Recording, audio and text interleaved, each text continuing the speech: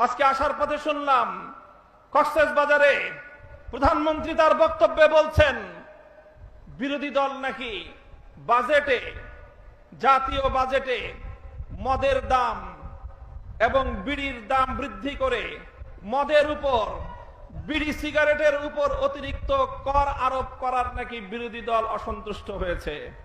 নাউজুবিল্লাহ।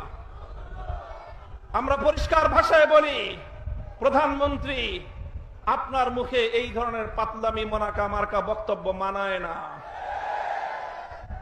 আপনি মদ নিষিদ্ধ করেন, আপনি জুয়া নিষিদ্ধ করেন, মাদকের সমূলে আগ্রহ উৎপাদন করেন। বিরোধী দল আমরা আপনাকে সব ধরনের সহযোগিতা প্রদান করব। বিভ্রান্তি সৃষ্টি করবার চেষ্টা করবেন, রাজপথে আমরা মোকাবেলা করব।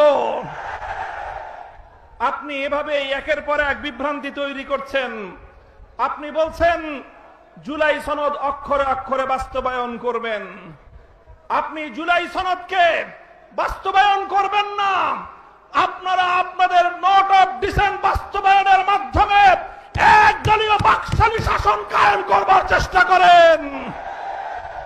আমাদের পরিষ্কার বক্তব্য, গণভোটের মাধ্যমে বাংলাদেশের 70% মানুষ যে ম্যান্ডেট প্রদান করেছে, সংবিধান সংস্কারের মাধ্যমে সংবিধান সংস্কার পরিষদ গঠন করে সেটাই বাস্তবায়ন করার জন্য যা করতে হয় বিরোধী দল আন্দোলনের মাধ্যমে আদায় করে ছাড়বে ইনশাআল্লাহ।